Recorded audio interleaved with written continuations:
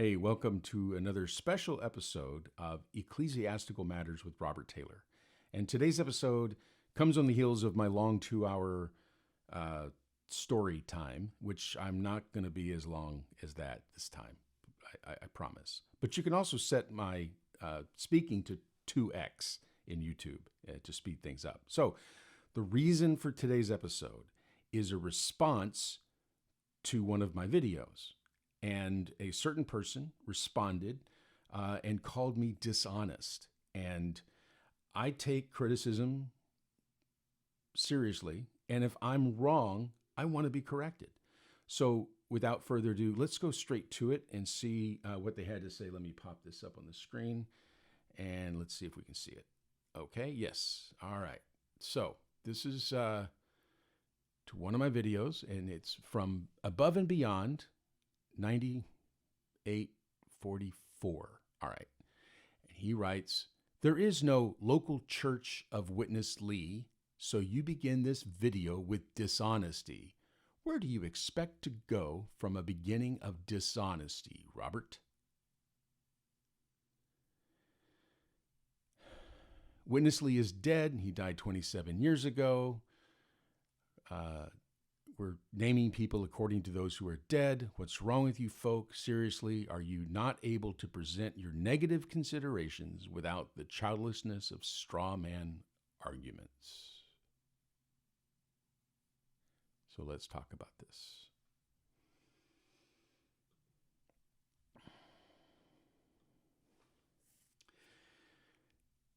I used the term the local church of Witness Lee in my video so that people would know which group I'm talking about.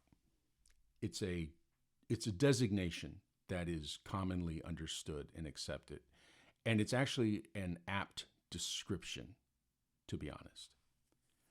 The local church of Witness Lee specifically refers to the group of churches around the world that were formed first by Watchman Nee and then actually from the 50s on by the ministry of Witness Lee, especially in the West. Almost every one of the churches in the West outside of Asia were raised up by Witness Lee's ministry, either by his writings or by his co-workers directly.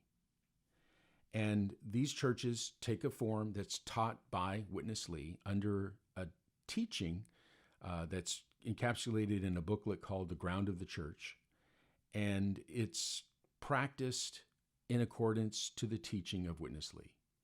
And to this day, the churches that are not quarantined receive the ministry from Living Stream Ministry, which is the publishers of Witness Lee and Watchman Nee ministry books, exclusively. That's it. And as a matter of fact, there have been separations. There have been quarantinings of churches that have said, we also want to take other people's ministries, and they have been quarantined from the group. So the ones that are not quarantined are the ones who practice receiving uniquely the one trumpet ministry of Living Stream Ministry, publishers of Watchman Nee and Witness Lee. So in relating them closely, it's pointing out that that relationship still exists today. It's not me that's tying them together. It's them. Also, the local church of Witness Lee is a helpful designation to distinguish between the local churches of the ICOC, the International Churches of Christ, which is another group that takes the name of the city as the name of the church. And it is absolutely unrelated to the ministry of Watchman Nee or Witness Lee. It rose up completely separate from that. They have a similar philosophy, but they're totally different. And they don't even have the same doctrine, right? They don't have the same publishing house, nothing. Anyway, the point is that it's a helpful designation. So in saying that, the local church of Witness Lee, it's being very specific of what group I'm talking about. There were churches that had fellowshiped with the local churches associated with Living Stream Ministry that are no longer associated with Living Stream Ministry, but they might still keep the designation as the church in their city. They are not the local churches of Witness Lee, at least not as much anymore. So it's an apt designation. That is not a dishonesty. In fact, the rest of this long rebuttal and response, which this person is very upset that I drew this tight coupling. It's very long. It might be worth looking at, and I'll put a link to it in my notes on this. But let me go ahead and share my screen again. It's over here. It's over there. There we go. Okay. So try to follow me here. There's a Christian group, meet as the church, and they hold to the ministry of Witness Lee, Watchman Nee, both of whom are dead. Lee died 27 years ago. The other Nee died 50 years ago or more. Then he asked, do I have a problem with, and I'm just going to summarize this to the teaching of the ground of the church. Do you have a problem with the teaching of the locality, that God defines a local church by the boundaries of the city and town it's located in? He asked if I'm for an Episcopal form of church government, a Presbyterian form, a congregational form of church government, or if there's another form of church government that I subscribe to. And whatever form of church government I subscribe to, how is the decision made? Is what geographic boundaries? A specific group? Is there a specific boundary for a church group? And if so, how does that all work with the Lord's body? Blah, blah, blah. One mind, same opinion. How does that get fulfilled? If there are many groups meeting within close proximity to one another, how does this stop the tendency of fallen man to satiate our personal preferences, the flesh, and instead promote the denying of the individual self? Wow, there's a whole lot to unpack here. So let's just start with this and just say very clearly, I don't care about the government of your church. You can form the church government for your Christian community however you want. Use whatever scriptural basis you want. Use whatever example out of the Old Testament, example in the New Testament, whatever church father philosophy you might actually hold on to, whatever kind of organization that was later considered as important, whatever form you want. I'm fine. I'm not arguing that. I'm not here to argue those things. I'm here to talk about my experience with a specific group, the local church of Witness Lee, right? In this long response and arguing about the ground of the church and then trying to raise a debate over which one am I going to pick, you're just emphasizing that you are the local church of Witness Lee. That's the teaching of Witness Lee that you're talking about. And so, yeah, I'm talking about your group. It's pretty simple. One of the things I didn't notice until I just saw this was denying the individual self. I mean, that's such a big thing. You really want this denying of the individual self, but then you spend so much time to write out this argument to support yourself in your decision to meet with the local church. Just meet with the local church. Just meet with them. Have the governance of the boundary of the locality. That's fine. What's the big deal? Why do you need to attack this? And then when someone says the local church of Witness Lee, it's dishonesty, and it begins from this terrible point, right? When I'm talking about my experience, and I'm not actually trying to argue about doctrine. I haven't tried to argue about doctrine, and I won't argue about doctrine. Now, I might say that there are some problems with the doctrinal point of view that lead to abuse, right?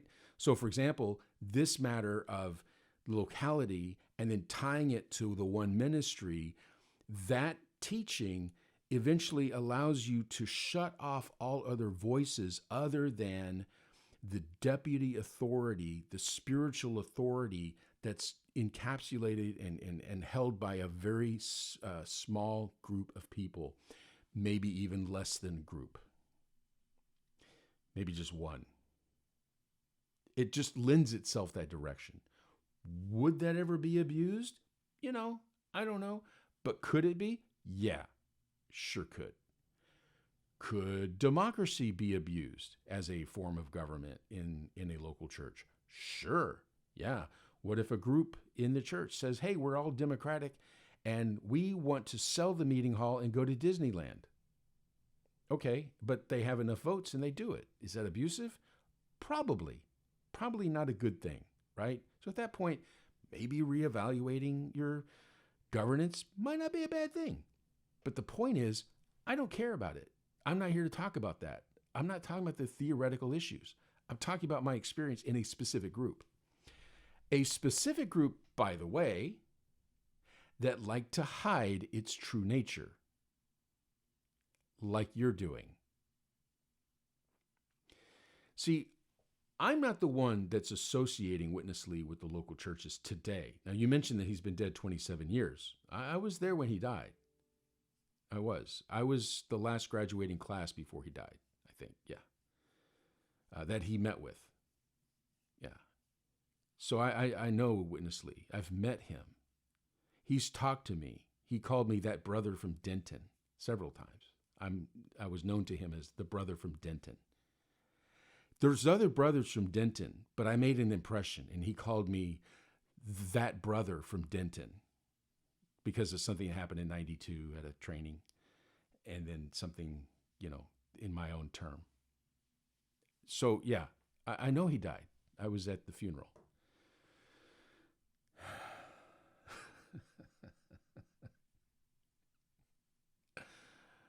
Oh, man, you cracked me up.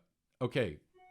Does this work? Does this kind of argument work for you in other contexts? Because it's just really weak. It really is weak. Yeah. I'm not here to argue doctrine, buddy. Good grief. Okay. But I am one of pointing out that this is very common. To deny that linkage, to deny that association is just in the blood of the local church of Witness Lee people. I'm just going to keep saying it that way from now on. The local church of Witness Lee people. Because from the first day I came into the church, I was recruited off the campus through a campus organization. Now, let's talk about this. So right now we're talking about trying to separate the name Witness Lee from the local churches, right? That's what this argument is about from whatever the long name is, who writes long things. So whoever this is trying to separate the name Witness Lee from the local churches. Okay. When I was recruited by the Christian group, Christian students, and in some places it's called Christians on Campus, I knew I was getting involved with the Witness Lee group that was called the Church in Denton, because they had pamphlets by Witness Lee, and they had a church meeting hall, and they called themselves the Church in Denton. And so I was like, oh, I'm going to be meeting with the church. No, you're meeting with Christian students. I'm like, okay. Oh, okay. What's that? Well, this is a Christian organization on campus that is run by students. It's set up by students. It's registered with the school, and it's separate. It's not the same as the church. It's not related to the church. It's not part of the church. It's a campus organization for Christians on campus. That's it. Christian students. Oh, okay. And this was really stressed, right? Because I made a simple observation that, hey, all you people meet as the church in Denton, and your booklets are from Witness Lee. I need a church to go to. I guess I'm going to go to your church. And then I said, so this is the church. And it's, no, this is the campus organization. It's like, okay, I don't get the point. Well, the point is, if they admit that they're actually the church working on the campus to gain members, they'd probably be kicked off the campus.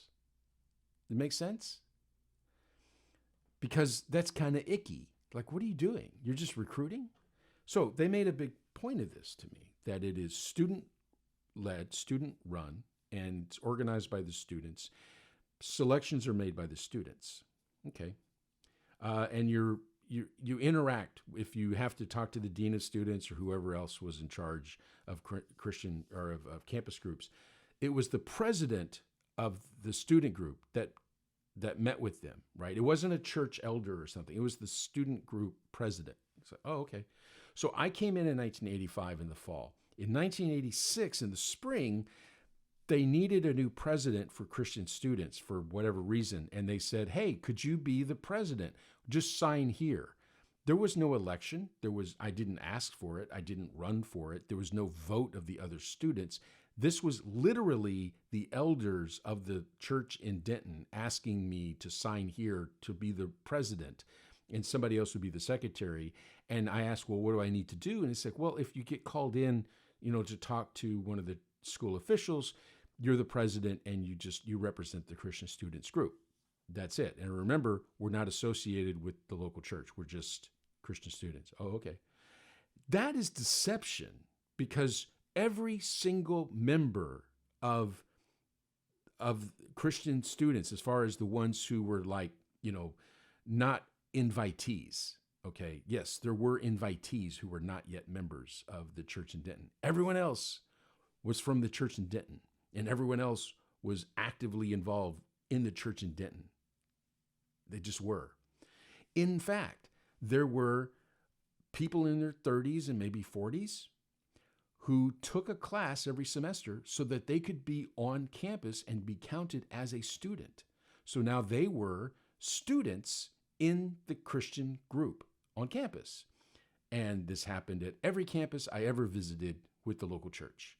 There was someone who was, not a freshman, taking classes, just one class, maybe academic if they're interested, or a PE class, get some exercise in. I could actually use that. I mean, that's one of the things might be good for me. But anyway, the point is that they would do this so they could be on campus to go and recruit people.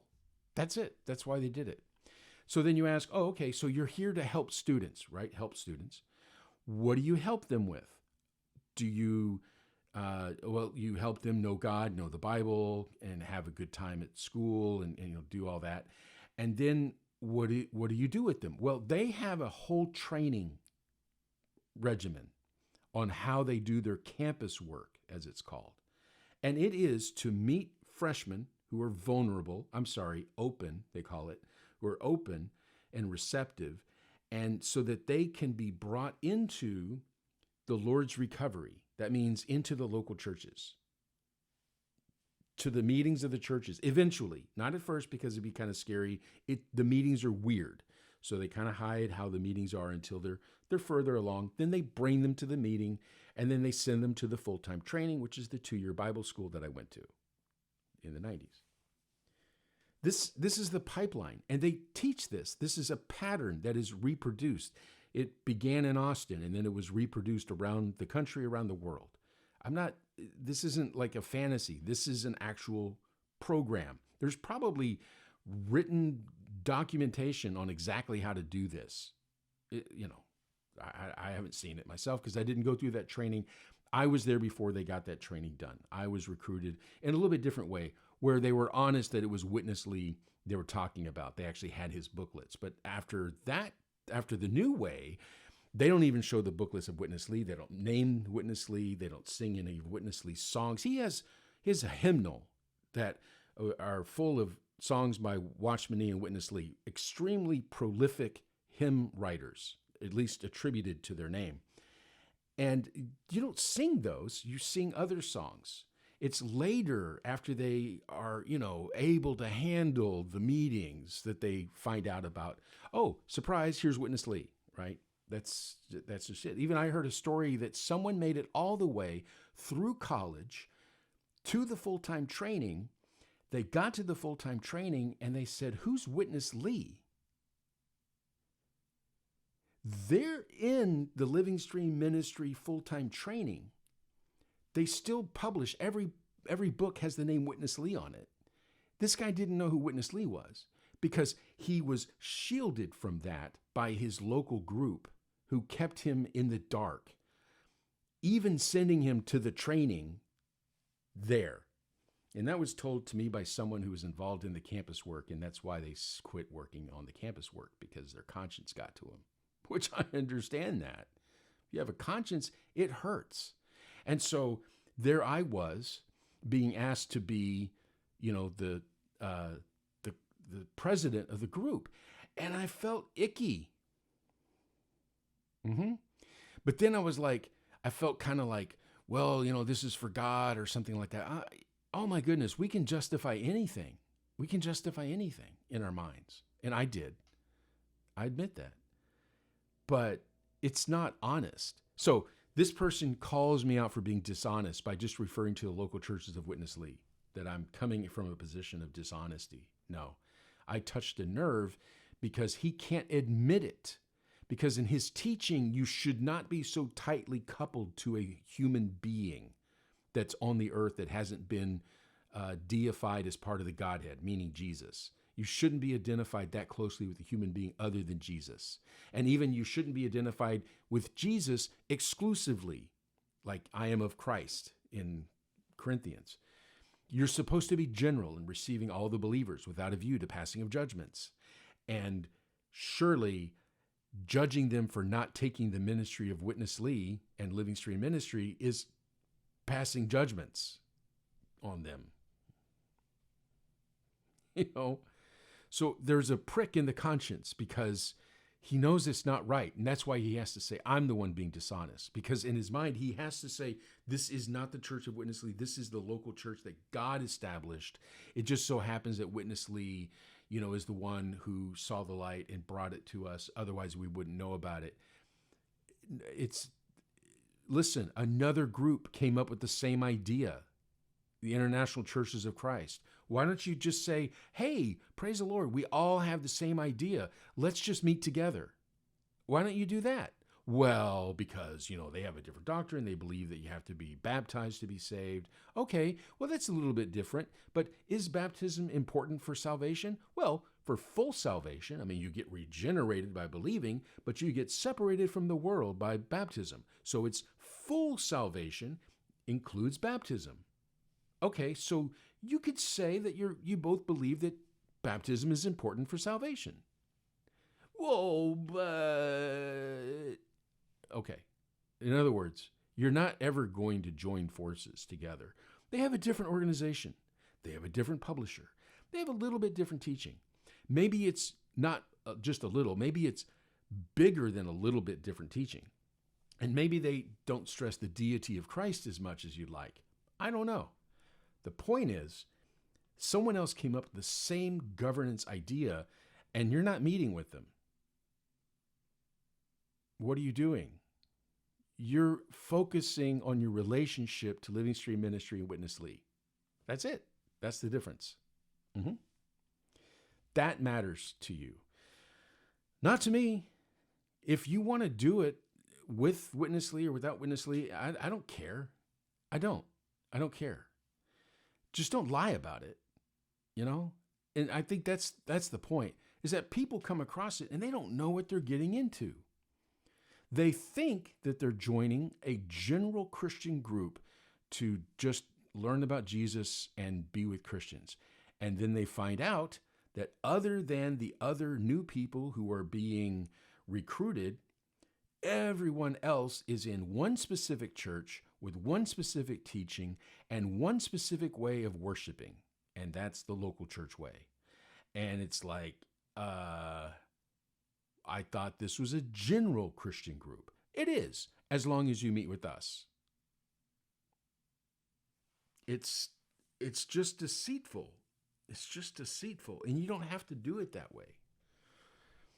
You don't have to do it that way. And I was even looking at this. It's like, is there any other indication that is outside of my own recollection where I can show that there's a relationship between Living Stream Ministry and the local churches? And so I did a search and I came up with one. Let's see if I can find it here. So let's see if we can see this. See this on the screen? All right. So this is a court case. There was a court case where Harvest House Publishers versus local church. And local church is the local churches of Witness Lee. And in here, in reading through this, what is this? This is the copy citation, Court of Appeals, rehearing denied, Okay. Douglas M. Selwyn, Craig Tribally Enoch. I don't know who these people are. For the local church et al. Okay, et al. Opinion, Sherry Raddick, Chief Justice. All right, so there's this libel suit coming up, and where Harvest House had included them in a book on cults. They took offense to this. I understand that. And they say, okay, here we go.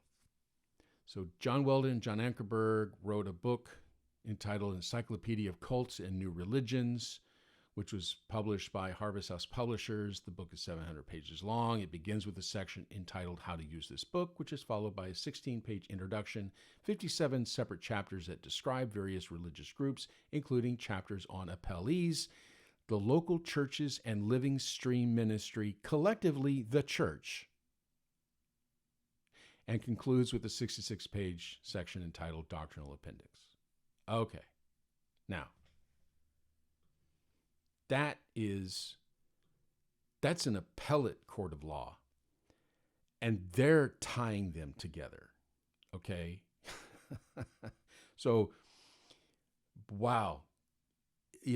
This is just the designation that makes sense. If you're going to specify the group, this is how you do it. And of course, it doesn't name Witness Lee because he is dead. Who still names Witness Lee? Living Stream Ministry does. All the publications. In fact, there is this month, the latest Holy Word for Morning Revival, which is the text that's used for the general services on Sunday. So on Sunday, they have a table meeting, which is what others call communion, and then they have a prophesying meeting, and that's a meeting for speaking for the Lord, not for telling the future, but prophesying as speaking for the Lord. And in those meetings, they practice 1 Corinthians 14, which is each one has. And so you bring something that you've enjoyed during the week, that you prepared to share in the meeting to build up the church, and you present it. And usually 1 or 2 minutes with the piano to make sure you stay within that time frame, which is important, the piano would be doing a whole thing with all my videos, wouldn't it? I just go way too long. But anyway, the point is that the material that's used in churches around the world, especially in the English-speaking world, is called the Holy Word for Morning Revival. And the latest publication, which I did find it. So the latest publication, Holy Word for Morning Revival, Living in the Reality of the Kingdom of God, October International Training for Elders and Responsible Ones, $8. Oh, it's gone up. Okay. And it says it's published the writers are Watchman Nee and Witness Lee. That's on the cover. Okay, hold on. Let me grab this. So this is Living Stream Ministry, and this is the latest one I found. And it says right there, Watchman Nee, Witness Lee are the authors. It's the authors section. Okay. Is there any problem with that? No, there's no problem with that. When was this book published? This year, 2024, after October, after the International Training for Elders and Responsible Ones. That's called ITERO, ITERO, ITERO. So I made a reference to that in another video, ITERO, and that's what that refers to, International Training for Elders and Responsible Ones. Yeah, so the name Witness Lee is not something that I'm promoting as associated with the local churches. This is what you'll find if you go into one of the meetings on a Sunday. People are reading from this book and quoting from it, and they have a section every week. There's a section in that week where you can write down your portion of what you enjoyed and what you prepared from that section, so that you can speak it in that 1 or 2 minutes window. This is the liturgy, and this is the message book that's used by all the non-quarantine churches, because the local churches and Witness Lee and the Living Stream Ministry, you could call them ministry churches, meaning that they're churches who take the ministry, right? As opposed to churches who used to take the ministry but no longer do. Those are just, they're not ministry churches. I don't know what you'd call them. Maybe local churches. I don't know what you'd call them. But you have ministry churches and you have the local churches of Witness Lee to specify what group you're talking about. That's not dishonest. It's actually very honest. It's not according to the ideal doctrinal form that some people like this person would like to take, but it's legit. It's legit. And I'm going to close that up. You've seen enough of that. Yeah, but I'm really glad I got to share on this because it bothered me how dishonest the group was. And I was, as a part of the group, I was dishonest on the University of North Texas. I was dishonest at the University of Texas, Arlington, because I was also involved with the Christian group there. I think it was Christians on campus in Arlington. And we were not honest about what church we were with and what the group's purpose really was. We weren't.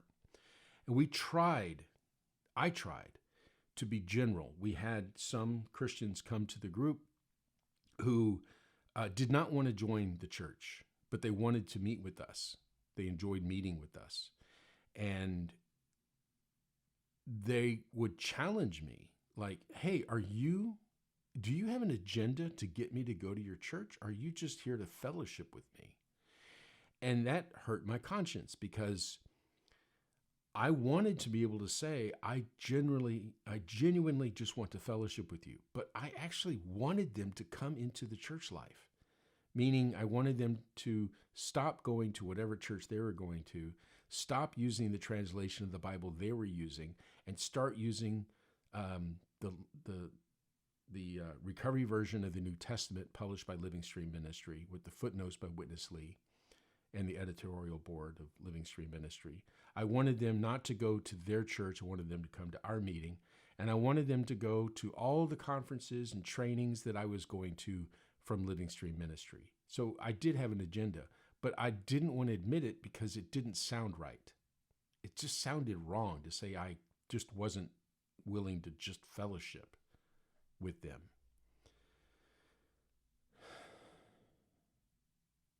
But I wasn't. And I eventually didn't. It dropped off because they weren't going to come this way, and I just, okay, not interested. I want to go this other way. So this is all courtesy of this comment. Somebody who just tells on himself above and beyond. He went above and beyond for sure. And it's a he. You know it's a he.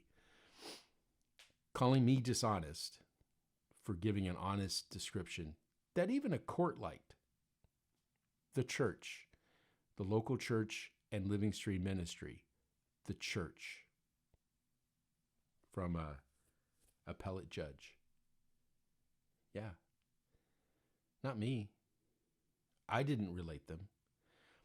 They related themselves, and they still do. Everyone who serves on the campus for Christian students, Christians on campus, is a member in good standing with the local church in that city. Everyone who serves at Living Stream Ministry is a member of the church in Anaheim or one of the cities near Anaheim, or Irving, Texas, or one of the cities near Irving, Texas, or are on a satellite relationship doing work from another locality. But they are in the local church of Witness Lee and working with and for Living Stream Ministry. There may be an exception, like in some office positions, like answering the phones. I don't know if there's legal requirements that you have people that are not part of your religious organization or not. I don't know that. But there is no one on the decision-making side. There's no one on the editorial side that is not a member in good standing in the local churches of Witness Lee. That's at Living Stream Ministry. And there's no church in good standing, no local church in good standing that's not quarantined, that takes a ministry other than Living Stream Ministry, the ministry of Witness Lee. So, calling it a ministry church and a church of Witness Lee is a description. It's what it is. If you don't like it, change it.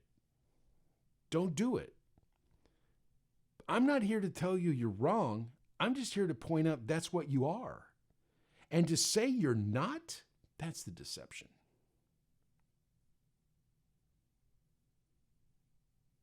Oh, and one more thing.